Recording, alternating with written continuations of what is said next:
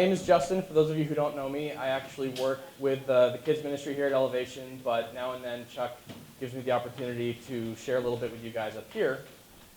And I'm very grateful for the chance, and I'm honored to do so. Today he had me look at a passage in John. It's about Jesus telling people that he is the bread of life.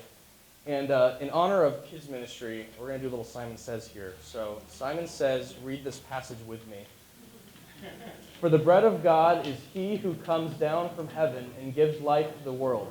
They said to him, Sir, give us this bread always. Jesus said to them, I am the bread of life. Whoever comes to me shall not hunger, and whoever believes in me shall never thirst. Awesome. Good job. You guys win. So let's talk a little bit about hunger and thirst, right? What is hunger? What is thirst? Sometimes it has a connotation with like a strong desire or a lust or, like a bloodlust, like it might be a hunger for revenge or a thirst for revenge or something like that. But the way we're more familiar with hunger and thirst has to do with our basic physiological needs, right? Like food and water.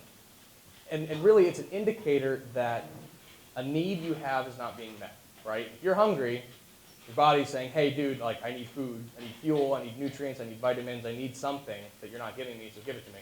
Same thing with thirst, right? If you are low on fluids or electrolytes or whatever those fancy nutrient things are called, you got to drink something, right? So it's an indicator. It's a symptom that like you need to take action to meet a need that's currently not being met.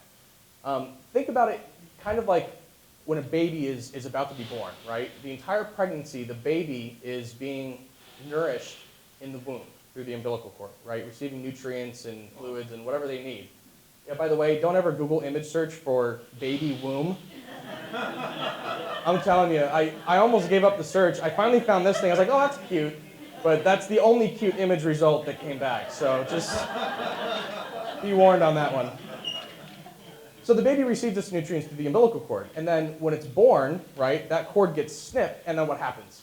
Besides all the crying and the mess and the emotions and all, the baby gets hungry, right? At some point, he's going to have to eat or she's going to have to eat and drink because that connection to the source of food has been cut off. And now there has to be another source. It has to be a manual, process. And all the mothers, I'm sure, can talk about how wonderful that is. But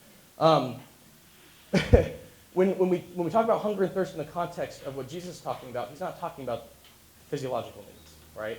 So think about what you might hunger and thirst for other than food and water, right? In a more kind of general sense. Do we have any psychologists in the room or psych majors, minors, anybody who dabbles in that kind of thing? Jeremy raises his hand. Who's familiar with what this is, besides Jeremy?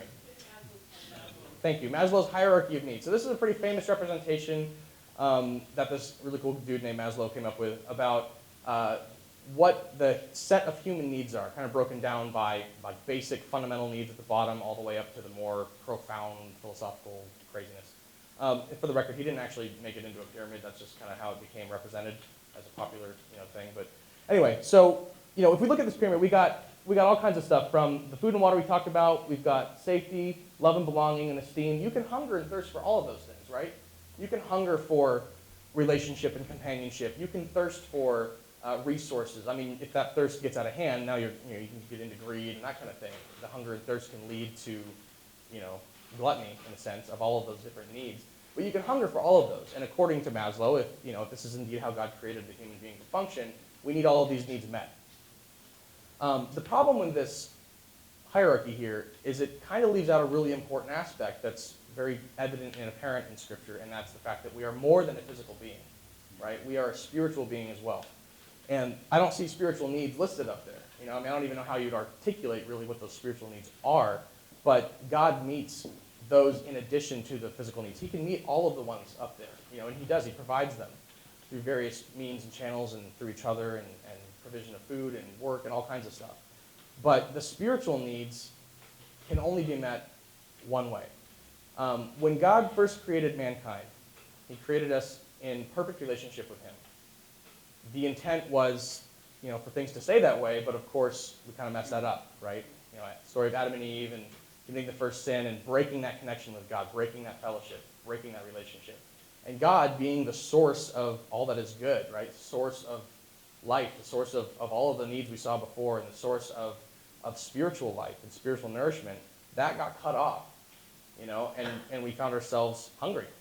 And, it's not just Adam and Eve's fault. I won't speak for anybody else here, but I mess up that connection every day in all kinds of different ways.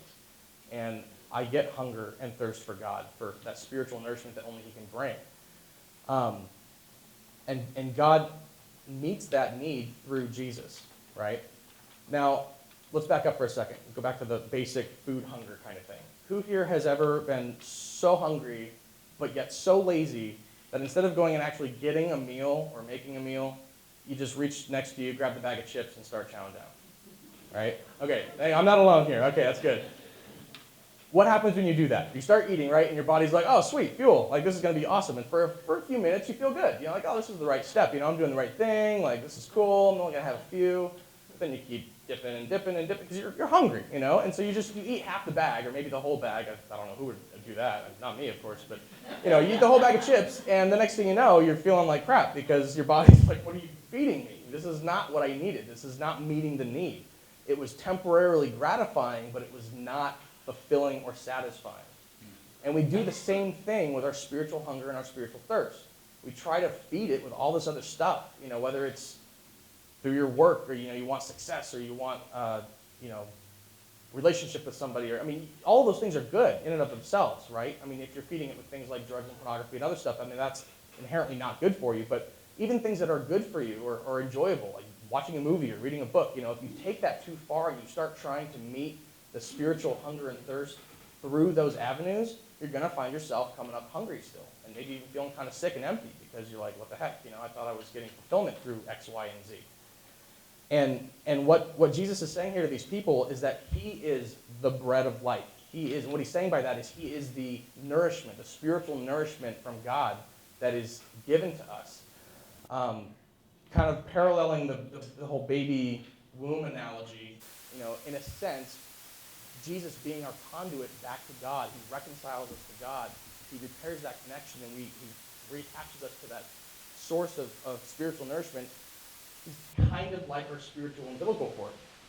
Don't overthink that gets kind of weird, but hopefully it'll stick with you, and you'll think about all the other stuff that's not as weird. But that's the truth. Is Jesus is the only way to the Father. He said that, and when he's telling these people that whoever comes to him will never hunger, and whoever believes in him will never thirst, that's what he's talking about.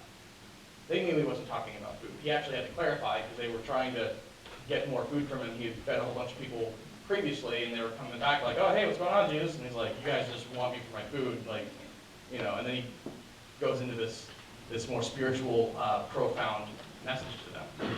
So I challenge you this week, or even just today, however long you want to do it, to think about what you hunger and thirst for on a regular basis.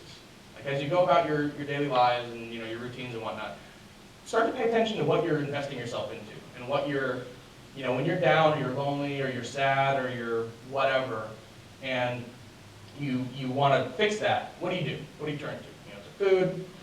Is it a TV show? Is it video games? I'm listing things off that are applicable to me. So, it's a social activity. Those are all things that can be enjoyed and healthy to meet the appropriate need for those things. But for pleasure or social connection and all that kind of stuff. But when you start dipping into those and binging on those to try to meet that deeper need, it's just not going to work. So, I don't know. Just kind of pay attention to that. See if God brings anything to mind this week as you're going about your day. And if you're thinking, well, how do we eat the bread, right? Because you can't eat Jesus. He actually said that you had to eat his flesh and drink his blood. And people were like, what? And that's not really what he meant. He didn't mean literally. But you've got his word that you can read. You can spend time in Scripture. That's one way to feed yourself spiritually. You can spend time in prayer and just talking to God and even listening. I always forget the listening part. I'm always like, blah, blah, blah, blah, blah, blah, blah, amen. And then I'm like, oh, wait, did you have anything you wanted to tell me, So, you can spend time in prayer, spend time in Scripture. There's different ways to feed that spiritual hunger. But just notice what you're substituting for and substitute Jesus back in because he's the only, first, second, third, and fourth course that can satisfy that hunger. I'm going to go ahead and pray real quick to close this out, and then I'm going to be turning it over to John. I'm not sure where he is. There he is. And he's going to lead us in communion. So let's pray with me. God, I just want to thank you for Thank you for today. Thank you for the rain that we've been getting, that we so badly need in this area. And I thank you for your provision. You provide for all of our needs in various ways, and you grow us in the process. And sometimes you let us sit in hunger or thirst. Of whether it's literal food and water, or a job, or relationships. And sometimes when you let us sit in that hunger, you want us to realize that you are all we really need, and that you will meet our needs, and that we're going to be okay, and we don't have to freak out and substitute you for something else.